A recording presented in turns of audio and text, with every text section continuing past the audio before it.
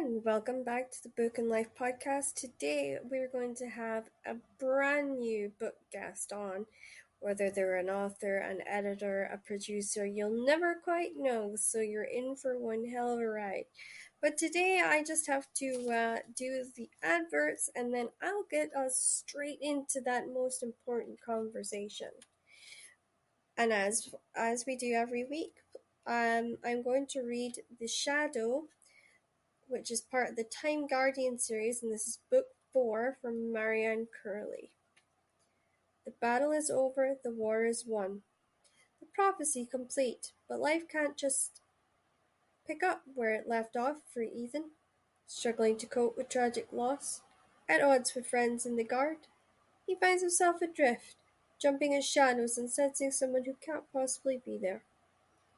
Blaming herself for the goddess Athena's death, Giselle swears revenge, to vilify the Immortals' plan for world domination. But Giselle hadn't planned on love, and that leaves her with an unbearable choice. Should she follow her heart, or the strings of a goddess short on praise but high on expectation, who continues to pull her from the grave? As the Guard and the Order battle through the past and into an impossible future, darkness lurks round every corner. The fight for the world's survival rests with just one. Is it friend or foe who stands in the shadow?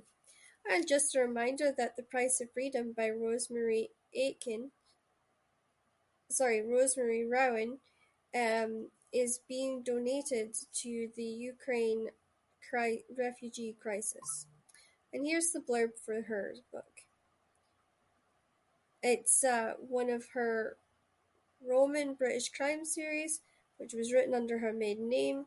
All editions can be found online where all books are sold, even her agents donating her commission. Sorry, I don't have the blurb for that, but that's what she's doing.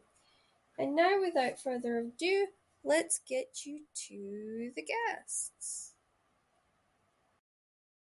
And welcome back to the Book and Life podcast, guys. I promised you an incredible guest, and I can tell you it was worth the wait to get him here, to get him on, to get him talking to you, to get him to share what I think is an unbelievable story. So without further ado, everyone, please welcome Chris Aslan. Did I get that right? Yeah, Aslan. Yeah. I always screw up one guest's name a week, so I'm like super excited when I get it right. So yeah, tell us about your new book and what was your aha moment in regards to it? Well, I kind of had to take a step back. So I ended up living in Central Asia, traveling across. First of all, I traveled across the Silk Road as a student, but then ended up moving back there, and I ended up starting a silk carpet workshop. It was a project working in conjunction with UNESCO, and we were reviving 15th century carpet designs and reintroducing natural dye techniques. And so I really gave my heart to this community that I lived in, that I was part of. And then I got kicked out in quite a horrible way. And whilst languishing in the transit lounge in Tashkent for a week, I started writing a carpet writer Kiva, which was the first book. And that's done pretty well, particularly given that I was a first-time author and that the book is sort of travelogue, except mainly I'm in one place. It's sort of about textiles. It's a bit of a, it doesn't fit neatly into any one category. So I've been thinking for a while, I'd love to do some kind of sequel, because after I was kicked out of Uzbekistan, I then worked with yak herders in the high Pamirs of Tajikistan for 3 or 4 years, teaching them how to comb their yaks to their cashmere like down. So I really got to know about nomadism. And then got kicked out of there as well, got accused of being a spy. Not even a spy for the UK, I was a Swiss spy. I don't know quite where the Swiss bit came in. Then I ended up, we think it's because I worked for a Swedish NGO and they mixed up Sweden and Switzerland, easy mistake. And then I ended up living in the world's largest wild walnut forest as well for a couple of years in Kyrgyzstan.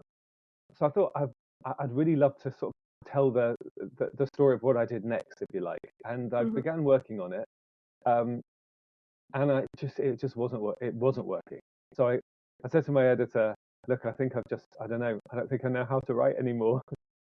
Something is really not working here. And so I passed it on to him, and he read through it, and he said, Chris, the writing is great. You just don't have a story. Like, you haven't got that overarching Yeah. narrative. You've got anecdotes. So I shelved it, and then for a while now, I've been lecturing for the Art Society, and one of my most popular lectures is looking at these three textile roads that tangle their way across Central Asia. So everyone's familiar with the Silk Road, we've all heard of that, even if we're not Hmm. sure what it is. Um, but I started to think actually there was this wool road that enabled nomadism to take place in this area in the first place. And it was, um, nomads crossing areas where there were no trees and no shelter, and where it was vast distances of grass steppe land. So they would have to do it in winter as well as summer. And Hmm. of course, they would die of exposure if they didn't have some kind of way of keeping warm. And so they figured out how to have houses that they could travel with, that they could transport, that were light enough to travel with, but also warm enough to keep them from freezing to death. And those were houses made from wool. So felt is how they did that. So I started to think about, yeah, there's really not just a silk road, there's a wool road as well. And then I thought, actually, there's a cotton road, because I'd done quite a bit of research into how Russia had invaded Central Asia and why. And it was largely because of its cotton growing potential. And then looking Yeah. at the history of cotton, I'd spent time in Moynak, for example, which used to be this beautiful little port on the edge of the Aral Sea. It even had a little airport so that Soviet apparatchiks could fly in with their families and enjoy the seaside.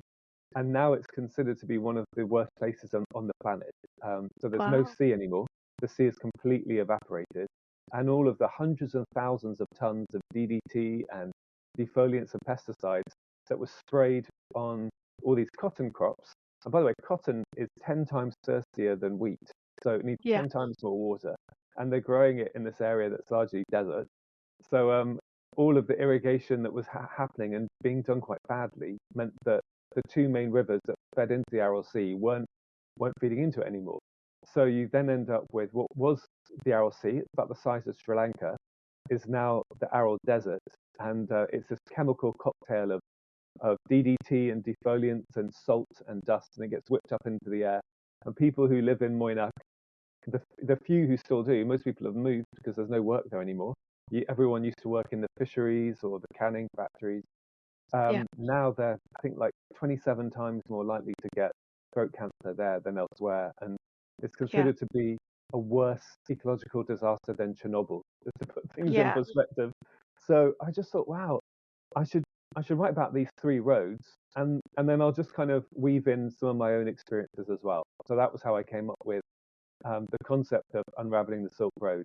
And I start off with quite a bold statement, which is that everything is about textiles. So Yeah. I then try and back that up. And just, I think we live in the age of fast fashion, but also, certainly here in the UK, very little of the clothing that we wear is made here or manufactured here.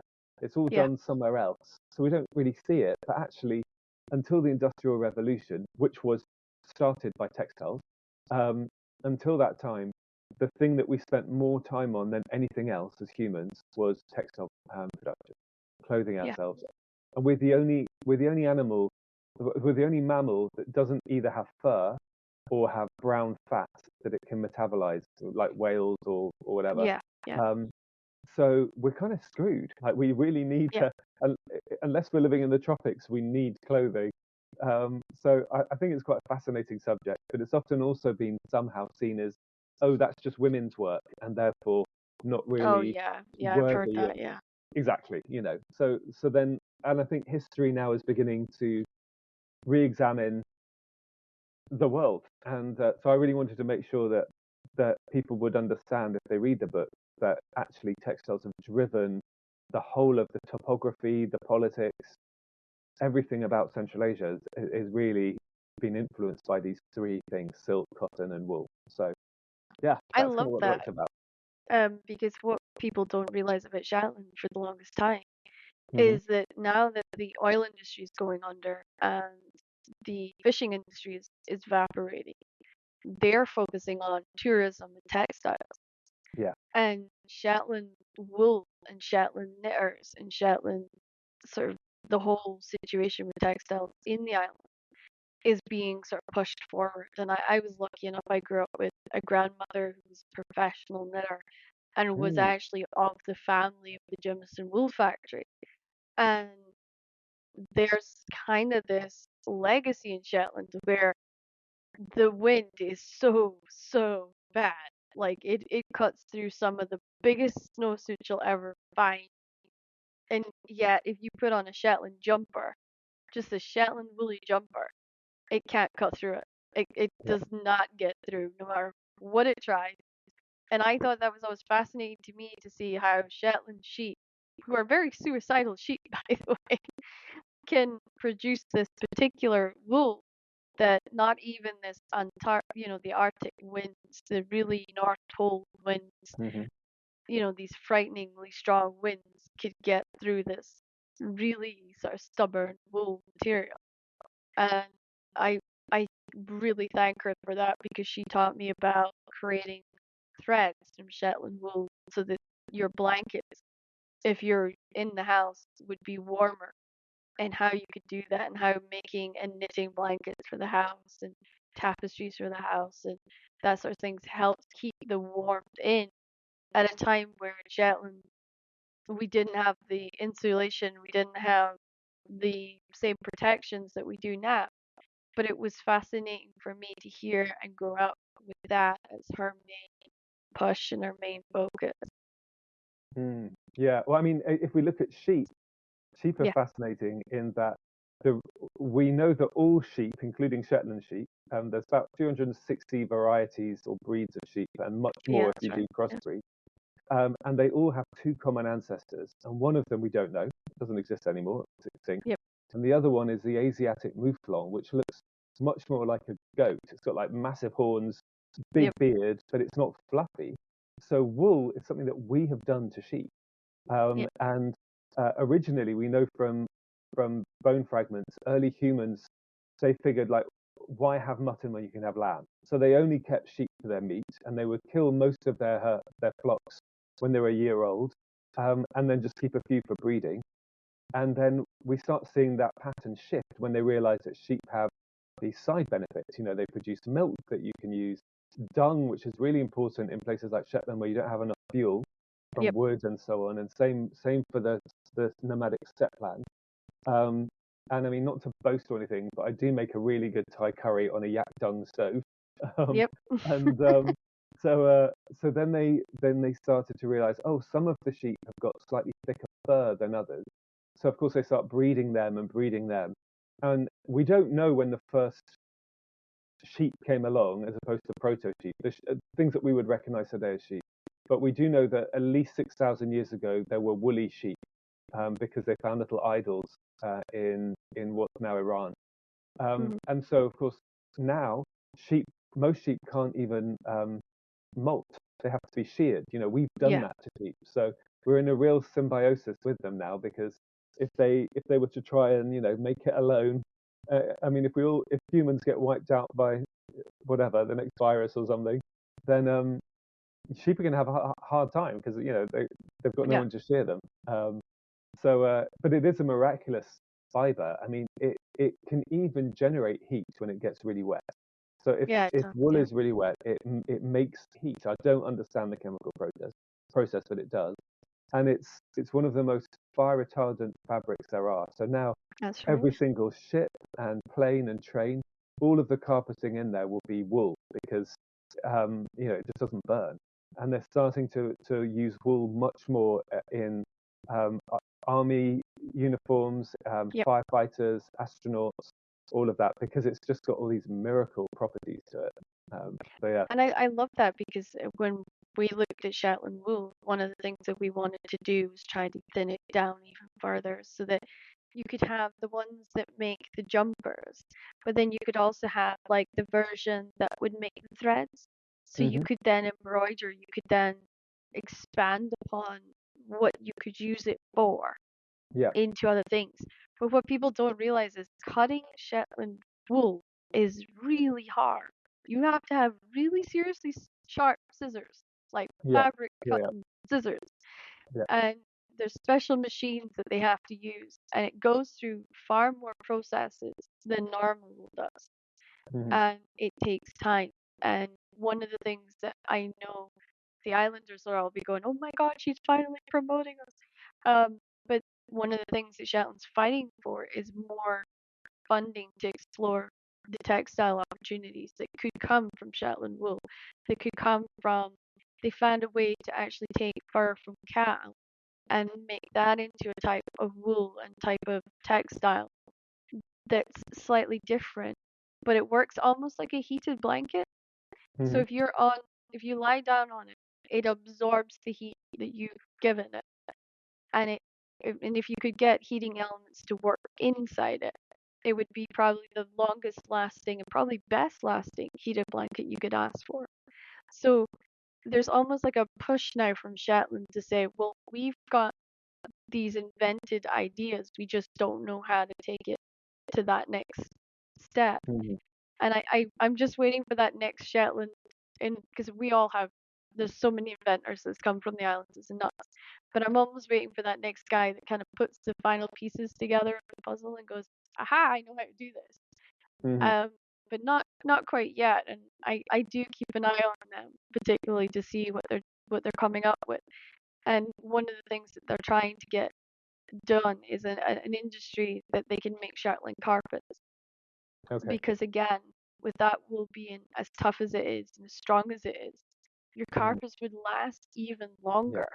Yeah. And that, one of the things that Logan Air did do was it's put Shetland wool into its planes, and it's put it on the backs of they've got little Fair Isle tabs on the backs of their seats Hmm. throughout the plane. And if you Okay. look at them, they're in pristine condition, and they're probably older than the entire seats in the place. Hmm. But they survive perfectly. They never have to replace these little Fair Isle designs. They have to replace these leather seats, which I don't understand why we've got leather seats on the planes in Shetland. Because there's a little tiny propeller plane that's constantly going. And then they've got the Shetland wool carpet that was a prototype, essentially. Hmm. And I just think if they could get the right interest in it, they could really change the world of textiles and what's considered textile, and maybe even help people that are in colder climates have a much better and lasting product moving forward, particularly anybody that's in Alaska or in Canada or in in Antarctic areas, because it has Yeah. so many amazing qualities to it. I mean, we've also lost some of the best textiles. I mean, do you know what the most Yep. expensive textile in the world used to be? It I would wasn't have silk. said, yeah, it It was silk, wasn't yeah. silk. It was Dhaka muslin. Oh, So wow. muslin from the area of what's now Bangladesh, the Dhaka River area. It was this um, cotton tree, and the fibers were so incredibly strong that they were able to spin, and they could only spin it in the monsoon, and the women would often be pushed out in boats into the middle of the river where the humidity was greater, and often Yeah. only at dusk or dawn would they spin. And the threads that they spun were so fine you could almost not see them; they were almost invisible, and the Wow. resulting cloth was basically transparent. So Wow. if you look at these old Mogul miniatures and stuff, you've got all these women who look topless, but they're not technically, Yeah. and you've got all these men who are wearing very brightly coloured trouser, which of course you can see, even though they're wearing a kurta, but the kurta is like a glass sort of kurta almost. Yeah. And so it was 17 times more valuable than silk because it Wow. was so complicated to make. And then the British, when they started to uh, colonize India and steal its resources, they started off by getting rid of the middlemen who were selling Dhaka muslin, and then they forced all the spinners and weavers to only sell to them. And if a Yeah. weaver was caught selling to someone else, they would have their hand chopped off or whatever. And they were very draconian. And then gradually they replaced this incredible fabric.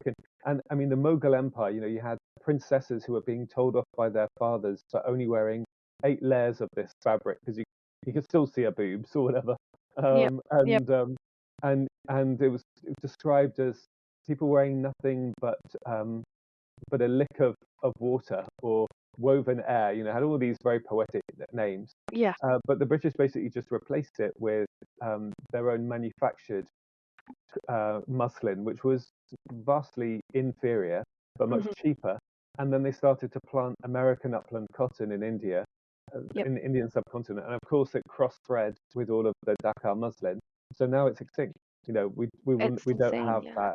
that plant anymore. So these are some of the things that I try and write about because I hadn't fully appreciated how much um, Britain had deindustrialized India. We'd actually Yeah, they set did. Yeah. the subcontinent back by at least 200 years. And it got Mhm. to the point where we'd forced India, and when I say India, I'm using it in the pre-partition sense of, that whole area that was Yeah. part of British India. Um, we forced them to grow cotton, even though that often led to massive famines, because they were saying we should be growing food. Like, no, just grow cotton, it will be fine. Um, but we prevented them from producing textiles.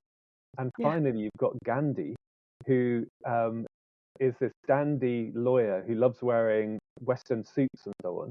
And he's realizing, okay, so we sell our cotton really cheap to Britain. It goes Mhm. all the way around the world to Manchester and to Lancashire. It gets manufactured into cloth, and then they sell it back to us.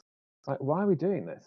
So he Yeah. started this thing called the Khadi movement, where he said, look, from now on, we're just going to spin our own cloth and we're going to weave our own cloth. It's going to be all homemade.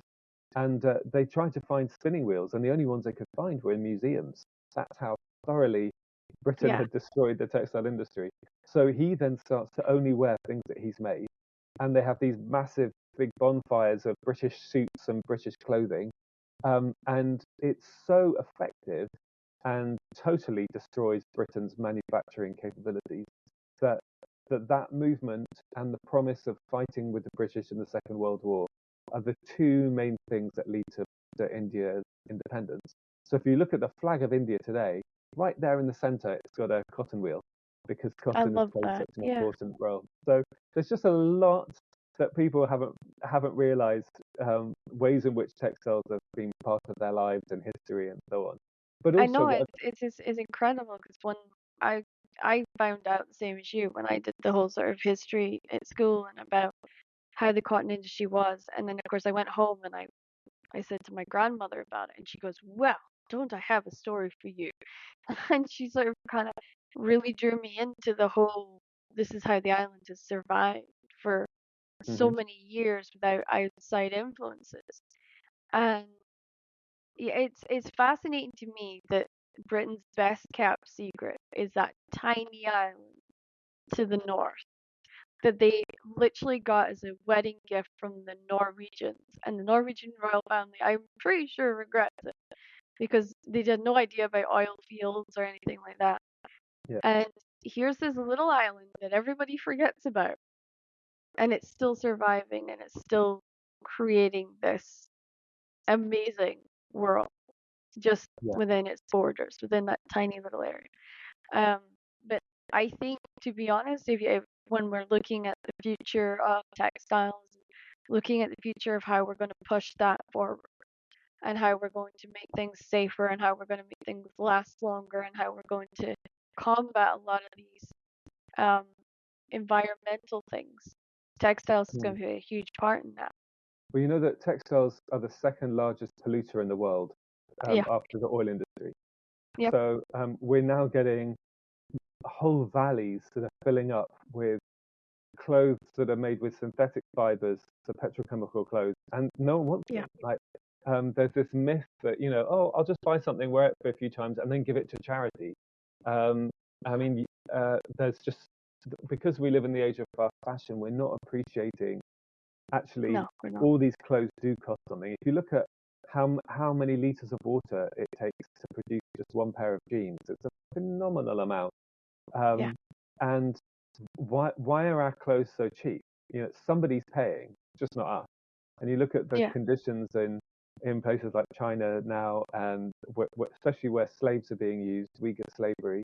and America's done a very good job of ensuring that every single importer of Chinese manufactured goods has to prove the onus is on them to prove that it wasn't made by Uyghur slave labor. Um, Yeah. and so, yeah, we need to get into a world where we mend. Mhm. There's this great book called Worn that came out, I think, a year or so ago, and the woman who wrote it from New England, and she writes about going into some of the old houses that are now museums, and they don't have wardrobes; they just have a hook, because you would wear the same clothes Monday to Saturday, wash them on Saturday, hang them up to dry, and put on your Sunday best on Sunday, and you just needed a hook for your Sunday best. Um, Yeah. Whereas now, we're needing larger and larger wardrobes because we just have so many clothes. So one of the things I would say, and I hope people who read the book will realize, either spend the money and buy something fabulous, like something that's not not fabulous because it's got some well-known brand name on it, but actually well made, Yeah. and that will last. Like a Shetland jumper that you'll pay 100 quid for at Mhm. least, but you're going to wear that now for the next 20 years, or 30, yeah. 30, or 30, 30 40 exactly, years, yeah. Yeah. or go on Vinted or eBay or whatever, or to a charity shop and just get into buying secondhand. That's Um, what I do. And yeah. I think I scare a lot of my friends with that because I grew up in Shetland where you couldn't just get things like that. We didn't have stores like super chains or anything Mhm, else. So as a kid, we would go to the local shop, the one shop in the island that sold clothes, and mhm, you just made do with what was there. And yeah. I have jeans that I still wear that I got at I was 13. I was 13 years old and I still wear that same pair of jeans to this Well, day. they're the height of fashion now, aren't they? So I Yeah. think it's all come And back I in. never stopped wearing them. And my friends from the States, they just can't even comprehend.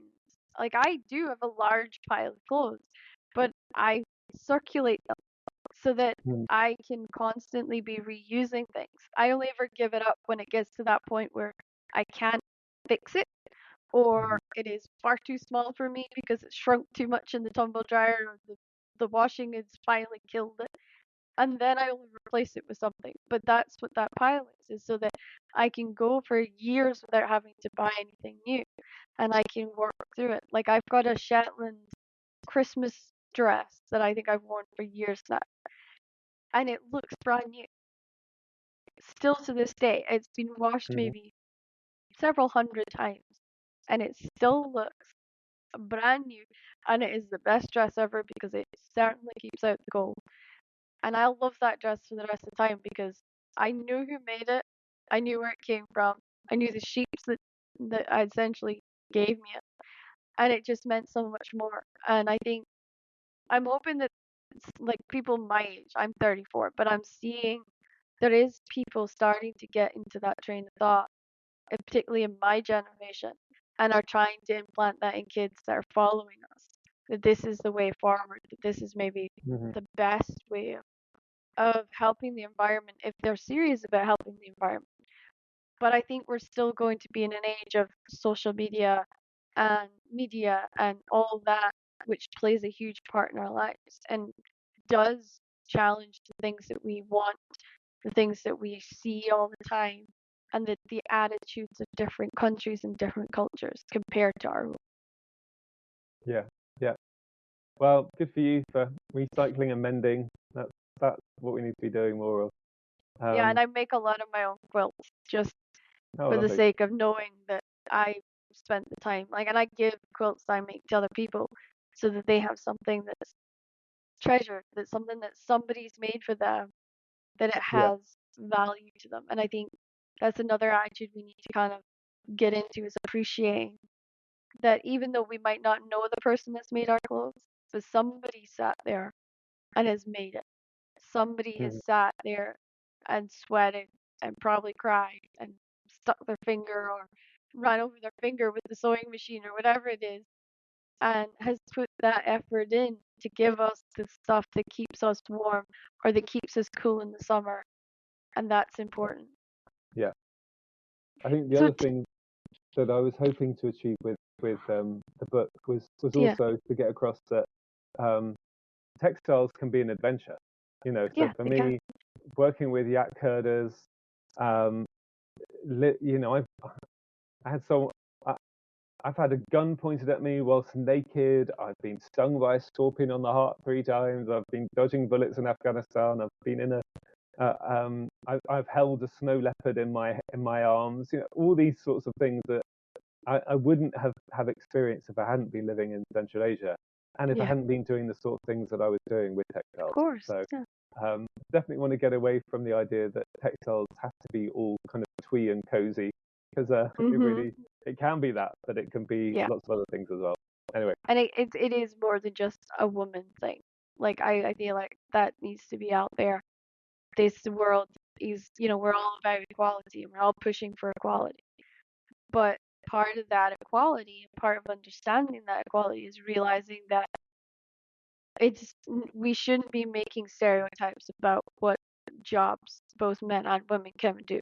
And I think hmm that's an attitude we need to keep still pushing and keep saying, it's not weird for a guy to be interested in clothes.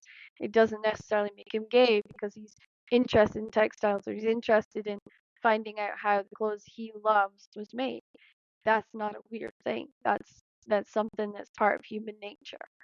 Um, and I'm one of the biggest advocates for that. I think I've spoken up in a number of different worlds in a number of different societies and said, why are we making such very human, natural things into stereotypes and into things that minimize people and force people to feel labelized and oppressed? well, I think in some of the Scottish islands it was the men that did the knitting, because they would be fishing during the fair weather, and Yep. during foul weather they spend the evenings making their thick jumpers, which they would leave the lanolin in, and when you Mhm. leave that natural grease, it does make for a fairly ripe smelling It does. sweater or It jumper, really does. but it will make something that's breathable and also water repellent or waterproof. So Yeah. yeah, And I hate to tell everybody, but when you are wearing a Shetland jumper, you know you're wearing a Shetland jumper because no matter how much softener you put in it, you know it's come from Shetland. You can smell the peat, you can smell the sea, you can yeah, smell the salt, and sometimes you can still smell the sheep. yeah, yeah. It does take a few washes to get rid of the sheepy smell, but it will last, and it is. I don't know exactly what's in those fibers, but whatever it is incredible. And I've sat with Shetland wool, which Mhm. can feel really itchy till you get the softener going, but is worth it. It really is worth it to sit and knit your own blanket or your own jumper and the own your winter gloves and your hats and your scarves and stuff like that. There have been some studies recently where they found that teenage boys who have ADHD benefit massively from either knitting or crocheting, Yeah. because it when their hands are busy with that, it uses up that extra fizz, and it means they can actually concentrate better, Mhm. and they do better at school and so on. So yeah, I mean, I think we just need to get away from being as gendered as we have been in the past, and as we're getting now. I mean, now you could argue that if a girl is showing interest in something that's a traditional boys thing, that somehow, oh, she must be trans. Why? Yeah. Let's just get away from all these kind of sexist um, And labels, yeah. stereotypes. Yeah, and if you're into what you're into, you're into what you're into. um, Exactly. And yeah. I think that's one of the big things I advocated with kids when I was in the youth club system was promoting this idea that no matter whatever your dreams are, your interests are, that's okay. That's a natural thing and it doesn't labelize you as anything. And we don't need to worry about labels or meanings or anything to do with that. We just need to be aware that we are all human and we all love things in our own way and we all love each other in our own way and we need to just accept that for what it is. So what books is getting you really excited right now? Yeah. So I write fiction as well as non-fiction, Yep. and I have just one of the chapters in the book in Unraveling the Silk Road, that I did a lot of research for, was this amazing period in history that no one knows about. In 1927, the Soviet government in Tashkent Yeah. they were mainly Slavic, mainly Russian people, and they realized we are just not winning anybody here for socialism. Um, Yeah. so we need to kind of give up on the class thing for a little while. We need to basically try gender instead of class. So they Yeah. decided the oppressed people here are not the proletariat, it's the women. So they had this big campaign to try and get women to unveil themselves, and they couldn't force them to. They couldn't make it a law, but at the same time, they they were very coercive and very persuasive. So they had the power of the media and posters and propaganda. And of course, as women started to unveil, they were then getting killed by their husbands or by their Yeah. fathers and brothers in shame killing. So I've just done my first foray into crime fiction. So I've just Oh written a wow. novel Yeah. exploring this world, and I've got an Uzbek woman as my protagonist who's caught. She works in the women's department, and she's caught between this kind of Slavic world and then the world that she's come from, and doesn't really fit in either. And then when someone that she loves is murdered, she decides she's going to find out who did it and make them pay. So Oh wow. so I've been trying to read a bit of crime fiction as I've been writing it, and especially looking at crime fiction set in the Soviet Union. And nearly always they're set in Russia, novels about the Soviet Union, rather than any of the other parts of the Soviet Union. And they're usually from the 60s, 70s, rather than earlier.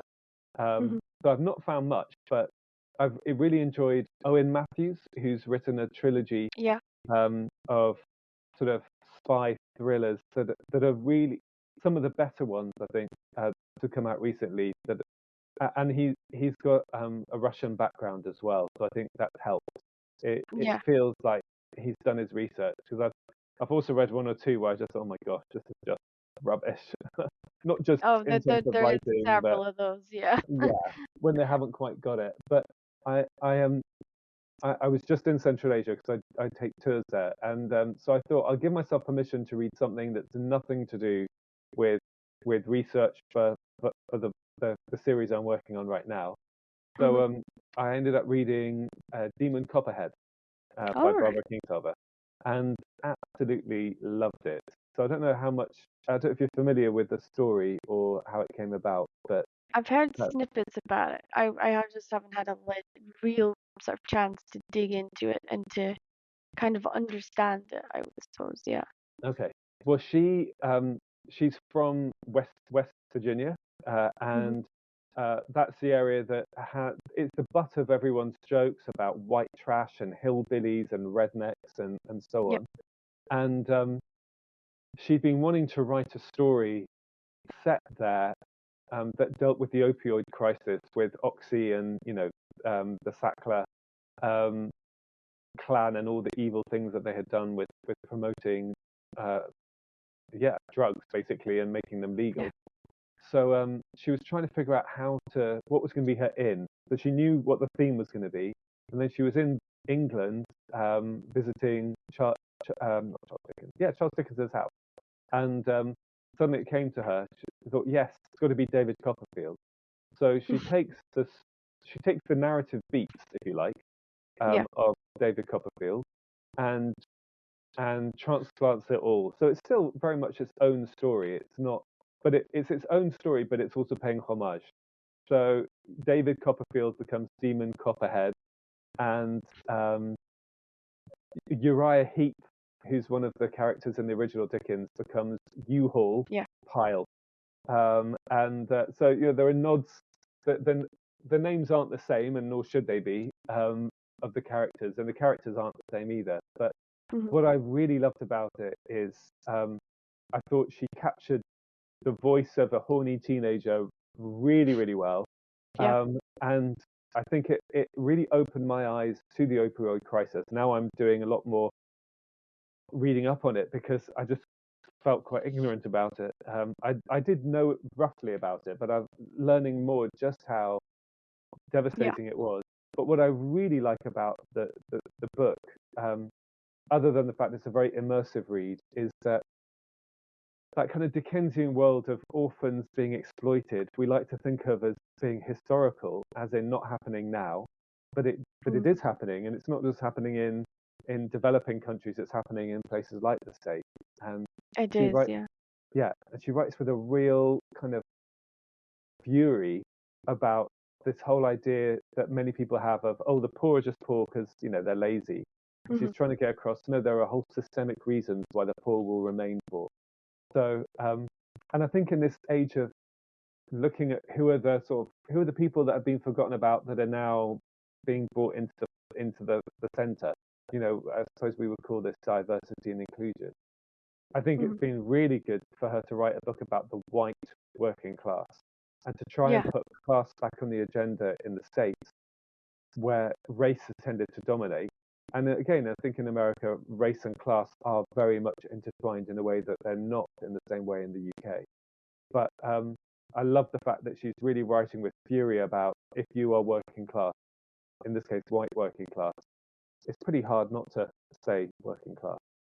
Yeah, That, no, that that is your is lot. true. Yeah. I love that. So, what is the readers got to look forward to with you moving forward? What projects are you most excited about to share with them? Yeah, so I'm a bit eclectic in my reading taste, but also in my writing as well. So at the moment, I've been working on this book.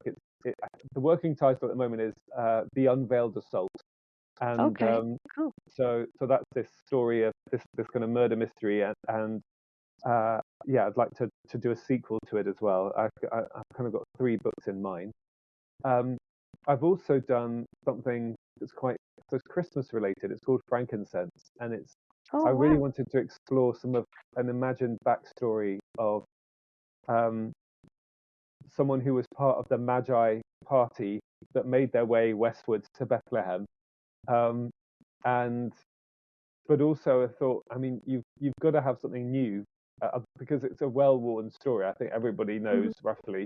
Most people have been in a nativity play at some point in their childhood.